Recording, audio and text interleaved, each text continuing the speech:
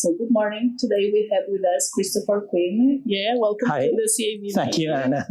So he did a bachelor's in biology at the Rutgers University, and then he went for a PhD at Yale University, and then he went back to Rutgers University for a postdoc. And since 2010, he has a research group at the University of Wisconsin-Milwaukee.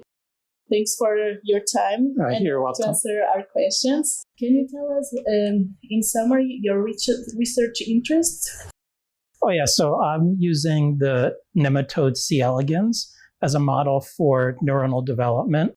We're interested in identifying the cellular and molecular mechanisms that give rise to normal patterns of axonal connectivity. Very interesting. How did you realize that you wanted to be a scientist? Oh, well, when I was a small child, like maybe 4 or 5 years old, my mom started reading me books about science. And actually, my mom didn't have any background in science, and she also didn't graduate from college. So it's always been interesting to me that she did that. And then one day she gave me a microscope that she purchased. And once I got that microscope, I spent most of my time making slides of different, anything I could find to look at them. And then since then, I've been really interested in science. So interesting.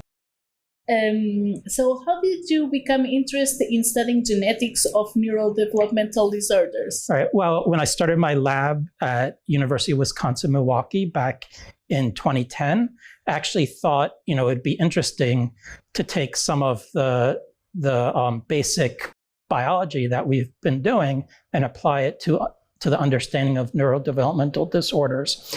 And however, at that time, there really wasn't enough human genetic data really for me to work on to do that. But over the next few years, several years later, I noticed that there really was more and more genes being tied to neurodevelopmental disorders. And at that point, I saw a really great opportunity to get in there and start using our genetic analysis to answer some of these important questions. And is there anyone that mentored you to help you to get into this position?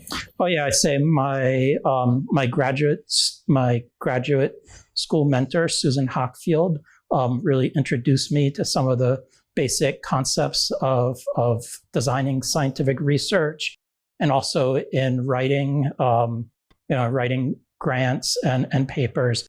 And then my postdoctoral mentor, William Wadsworth at Rutgers University, also helped me a lot with developing my skills in writing grant proposals as well as the scientific papers.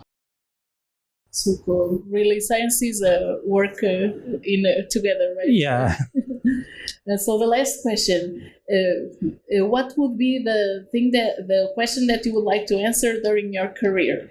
Well, I hope that through all this genetic analysis that we've been doing, that we can really start determining how the different genes interact with each other and how disruptions in this process can cause neurodevelopmental disorders. And really the ultimate hope is that this information will give rise to better screening techniques for diseases such as autism and ADHD, and then really allow other scientists and clinicians to develop better treatments for these disorders to allow the children to live the best possible life that they can.